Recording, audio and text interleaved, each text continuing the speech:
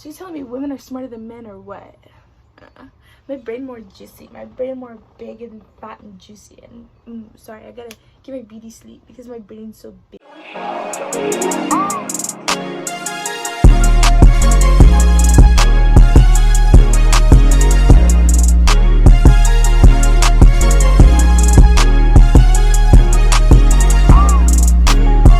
Hello there, all my wonderful earth angels. Welcome back.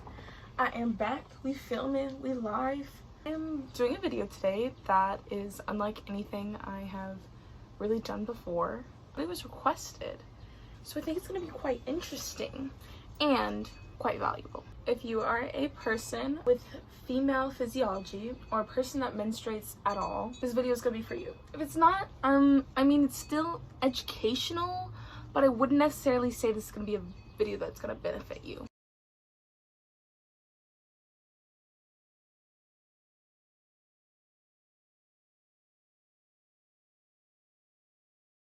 Today's video is going to be about the Infradian rhythm. Now, what is an Infradian rhythm? Have you ever heard of your circadian rhythm? A lot of people have heard of their circadian rhythm, but have never heard of Infradian rhythm. In fact, my own iPad, when I was writing this script, did not know what I was trying to say. Like when I was typing out Infradian rhythm, I'm not spelling it wrong either. I don't know what the thing is. Oh yeah, I'm not a very good speller, but still. So the circadian clock is a 24-hour rhythm that applies to everybody. Men, women, doesn't matter how old or how young you are. It's an internal timekeeper that directs many of the body's internal processes. And when you get your deepest sleep, when you're most alert, when you're the most coordinated, and when you have the fastest reaction time. The circadian clock also helps regulate your body's temperature. Now, men's testosterone production is actually centered around the circadian rhythm, but also so is the vast majority of medical research for fitness and nutrition. But people that menstruate, anyone that menstruates, follow the Infradian rhythm, which is directly linked to the menstrual cycle, of course. We all know what we're talking about, right? Okay.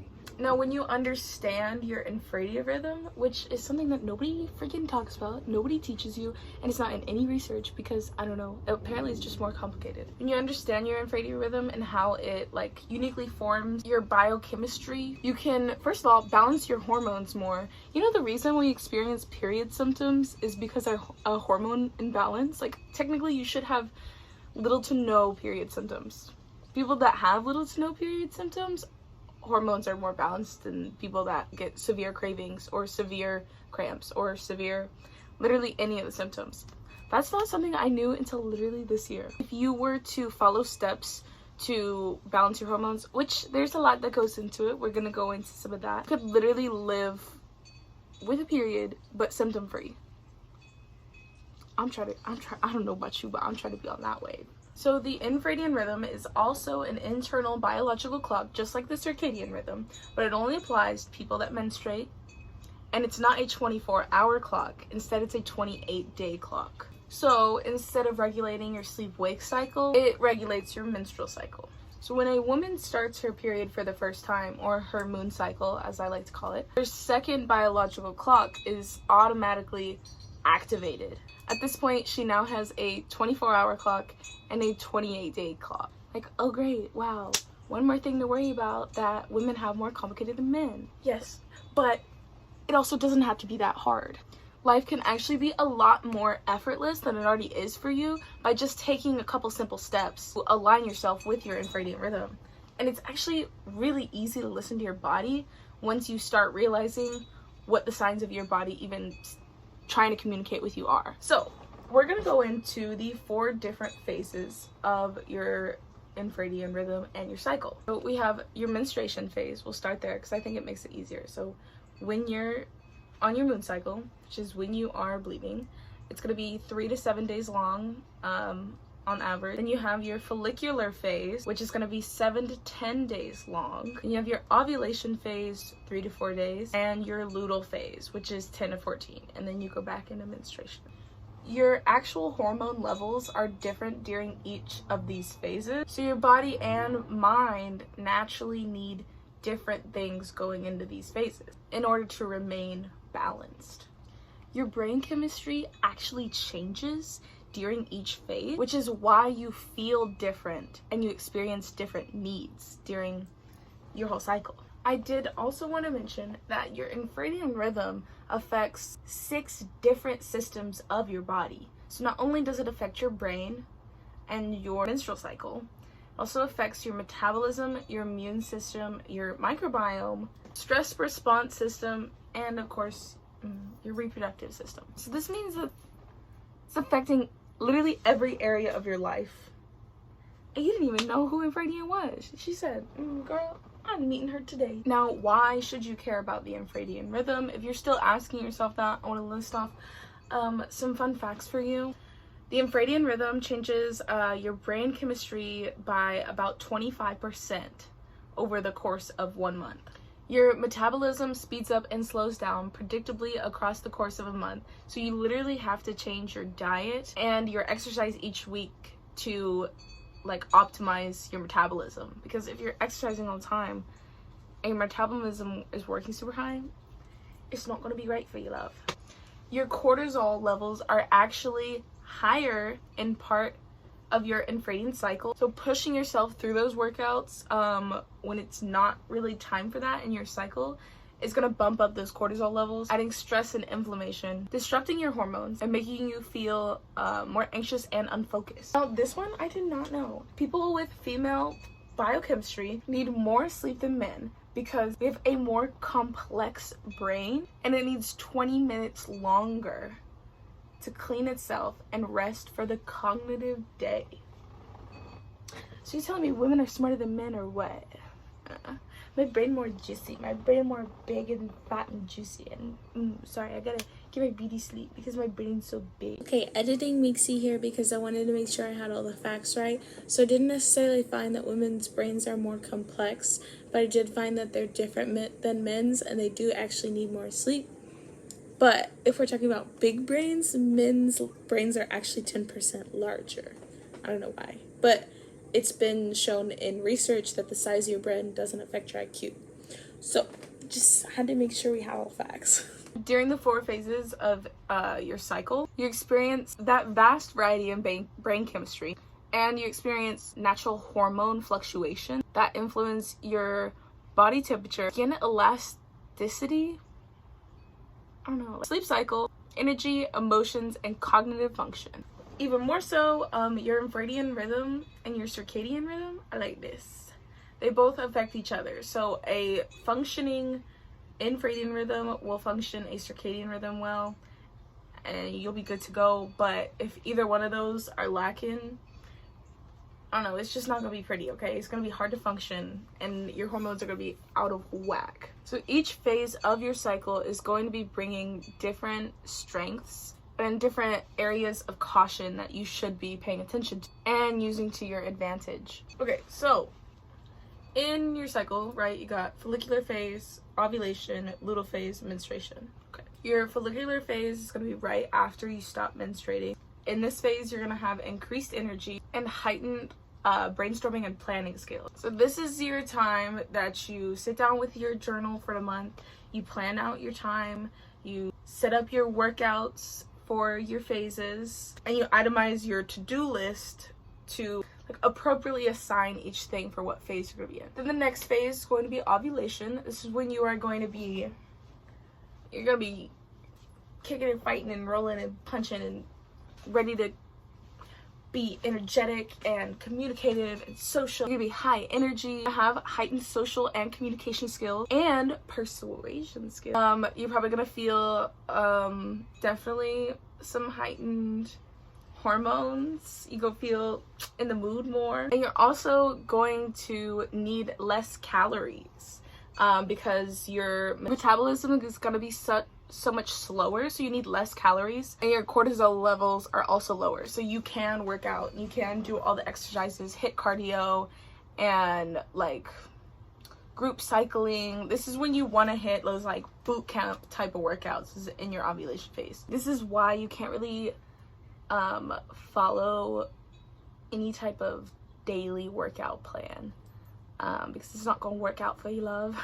Because you hit that menstruation phase and you trying to go to boot camp, you set yourself up for failure. Your ovulation phase is when you want to be eating like raw fruits, raw vegetables, just anything lower in the carbs and fewer calories also. This is what your body will be craving. This is a time in your ovulation phase to create content and do social outing. This is your time to communicate the plan that you just worked on in your follicular phase, when you on your boss bitch shit.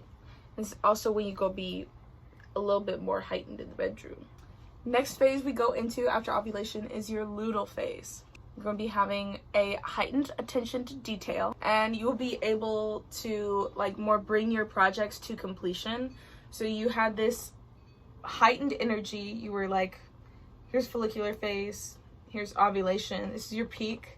Now you're kind of at your luteal phase, which is like, it's going to flatten out for a bit and then it's going to go on a downward. So like the beginning of your luteal phase, you're like able to wrap up all those projects you just started, bring it to completion, pay attention to all those details. And beginning in this phase, you're going to start to need more calories, more carbs. This is why you're going to crave sweet things, but actually you can supplement those with like vitamins, calcium, B12, minerals and vitamins. I don't know everything about that. I'm not a nutritionalist, but that's what I heard. Curb those cravings by just supplementing your body with supplements, because that's what your body actually needs, but it thinks it wants like chocolate. During your luteal phase, you're gonna want to start slowing down those workouts. Now you can still work out, of course.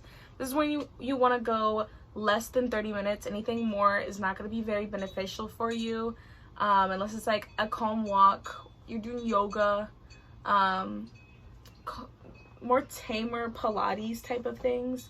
That's what you're going to want to be doing and focusing on in your luteal phase going into your menstruation phase. In your menstruation phase, you're actually going to have a heightened ability to use your intuition. I would just be like, us women, we'd be like psychic or something. This is your time to reflect and evaluate and really show some love to yourself. Number one, I don't think people pay attention to that enough. Honestly, I think that women should get their period off work and off school and still get paid, still get credit for school. I think that should be a thing. Just saying. Oh, but it should be optional, of course. You don't want to like segregate. Your menstruation phase is when you're going to evaluate how your whole phase went. Evaluate, like, think about when times were that your body didn't really feel aligned, or just your life in general, because it's definitely going to apply to your phase and how you approach things, because it literally controls your brain chemistry. And then you're going to just be able to determine how to best move forward going into your follicular phase next, and then it starts all over again. This is when you have time to reflect. Self-care time is very important. Give yourself a bath. I really like to eat my meals outside during my little week of bleeding, my menstruation, because I really like grounding with Mother Nature herself. Maybe that's a little foo-foo for you, but it's not for me. That's okay. This is when you want to really connect with yourself. I do a lot of yin yoga during my menstruation period, and like I just take time to literally hug myself and love myself and care for myself, because your yoni is going to be very sensitive and she's literally like shedding all her walls, and she's like, fuck. When you check in with yourself, this is when you journal like deeply and emotionally, not like planning wise. And this is when you can figure out how you're going to course correct next phase, and then you'll get into your brainstorming phase, and hopefully it just keeps getting better and better now that you know this knowledge, and you can move forward with ease and understanding. A woman could do whatever she wants at any time, but when you align with your strengths and take in mind where you need to take caution, it just becomes easier. Like, I'm not saying you can't do life without following this rhythm. Of course, you've been doing fine, bestie. It just gets easier and you experience less resistance from your own body when you're actually listening to it. Wow, crazy. Something that I think you should do going forward to kind of apply this is keep track of your period. I don't care if it's manually, I don't care if it's on an app. I know some people are sensitive about that because like Flow kind of like tracks you or something like that. I don't know, I still use it. Do I recommend it? I don't know, because I don't know anything about it. I just use it. It sends me reminders to drink water, and I like that because I need to drink more water. But first of all, if you take anything away from this video, number one, start tracking your period. It'll help you so much, especially if you are sexually active. You can actually track your ovulation, and that is going to help you out in the long run, and it'll be much safer if you understand it more. So if you already start tracking your period, or if you plan on taking my little advice from this video and you start tracking your period, well, your second step is you're going to want to break down your to-do list. Now, this is going to happen during your follicular phase. If you forget where the phases are in your life, even though you keep track of your period, me too, girl. It's okay, bestie, I got you. Literally, as soon as you finish your period, you should be like, okay, now's my time to brainstorm. This phase is gonna last about 7 to 10 days. So 7 to 10 days after your period is your chunk to brainstorm. After about a week after your period, that's when you hit ovulation. Rough estimate. So before your due date, like it's an assignment for school, like your next phase, like in a week from today, I have to do this or get this done from a week today. It's kind of motivating for me personally, because sometimes I need the extra push to be like, hey, you got to get this done before this date or it's going to be bad news. So break down your to-do list and categorize what you need to get done this month. If you're in school, like, oh, what assignments do I have? Categorize it into which phase it'll best work into. Now, I know since we live in an institutionalized society, that's majority of research is conducted on men and not women. Women are not included in a lot of medical research because their phases are just too complicated, and frankly, men are easier. What is that? So I know and I understand that it's probably going to be hard to be like, well, I don't want to do my project that's due at the end of this week because I'm on my period, so let me do it in 3 weeks because then I'll be ovulating. I know you can't really do that because you kind of have like outside factors, but like do it to the best of your ability. Be like, oh, well, I know I have this project coming up in a week and I know I'm gonna be on my period in a week, so let me like get all the groundwork laid out so I only have to do like the putting together portion of it. Even though you'll be on your luteal phase before your period, so I recommend like wrapping it up because that's when you can work on the small details. But I know it's kind of hard to do that, so yeah. So you'll be able to take your mile-long to-do list and take it down into something a lot more manageable. You will actually become like more motivated to do these things, at least I do, before the due date, which is when your next phase starts. Everything about your infradian rhythm plays into so many things, like the brain and the cortisol levels and everything. Also plays into your diet, exercise, productivity, your sex drive, and your relationships.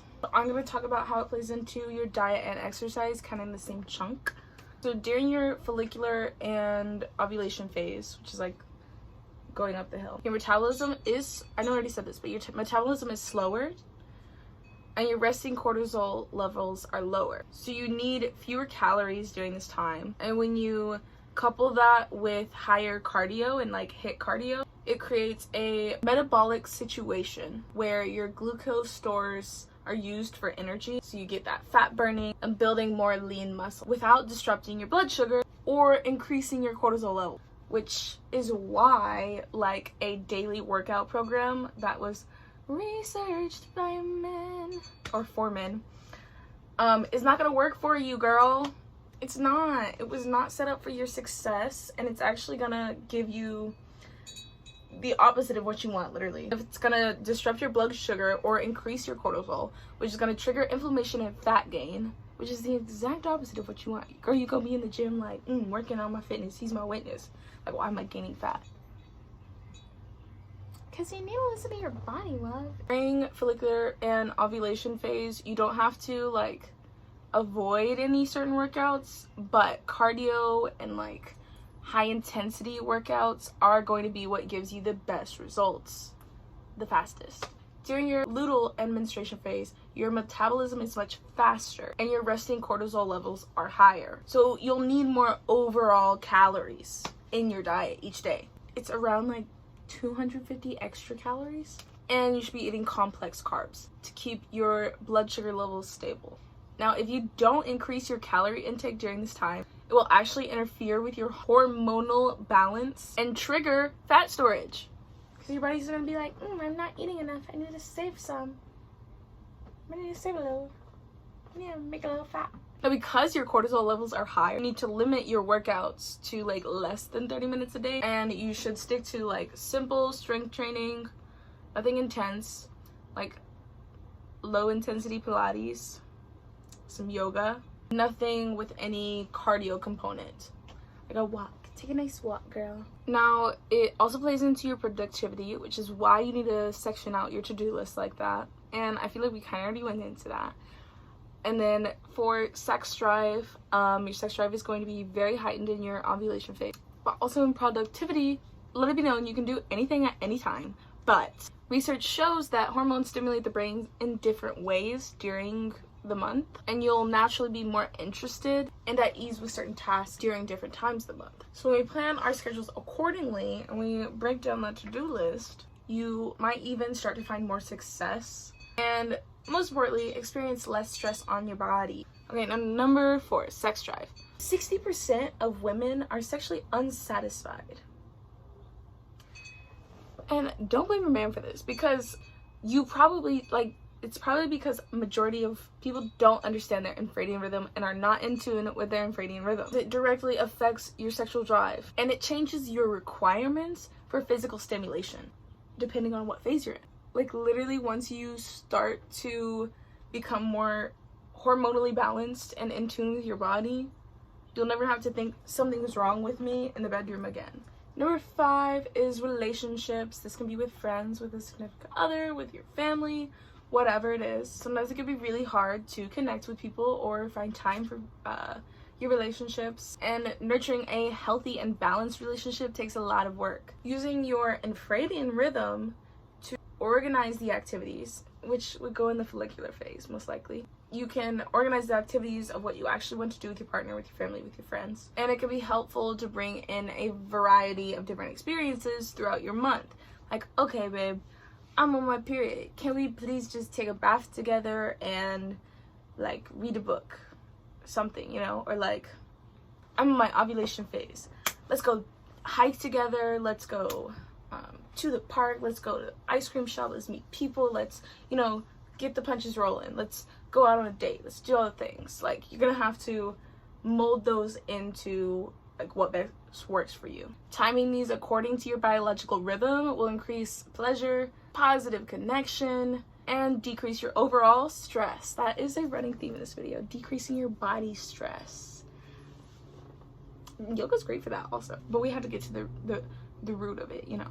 So in my source, she calls this the cycle syncing method. It's just like figuring out how all of this plays into each other and like adapting your life towards it. But it can literally help you get more time back into your day to take care of yourself. It can help you actually diet right and expect like real results from dieting. If you're dieting in a way that's not daily and it works with your phases, you'll actually start to get results from dieting. It'll help you accomplish everything on your to-do list with almost, you know, we're all human, without feeling burned out or overwhelmed because you chunked them out and sectioned them out. You can have a more satisfying relationship and sex life without drama and frustration. It just takes a little organization. I don't know about you, but I love organization. You can maximize the right workouts for your energy levels to actually have energy to spare, and you're actually seeing results and not gaining weight randomly. Like, what the hell? And with having this influx of energy, you can be out of bed quicker in the morning and maintain your energy better. I think that's like literally quite all I got for you guys today. Oh, if you like my earrings, I made them. Thank you. Aren't they so boots? And here's the look for today. Wait, I'm gonna grab you. Here's the look for today. She's gorgeous. No lashes because I didn't want it. And then this is actually by Angelic Vortex. I'll link her stuff in the description, as well as my jewelry in the description. And then I decorated her fall. Isn't it cute? Look, I got some basically all I have. I'm just kind of rambling at this point. This is your reminder to take a nice little sip of water.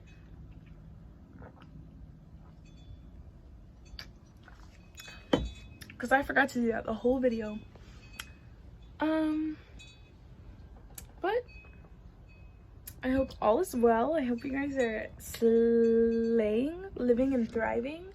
Hope your fall semester's going well, bestie. If you're in school at all. Yeah, that's it. If you are one of the real girlies that stayed all the way to the end of the video just to hear me talk about silly little things, that's very important for all of us. Thank you. Drop a little emoji in the comments, or drop your period cravings in the comments. Just something. Let me talk to you in the comments. I just want to talk to people. Anyways, what phase am I in right now? Because I don't even know. That's all, besties. That's all I got. Remember to take deep belly breaths. Until the next time I see you, remember to not stress so much, love, because really there's a lot of ways you can get rid of that stress. Pay attention to your body, listen to your body, drink a lot of water, and I love you. Goodbye, Earth Angels.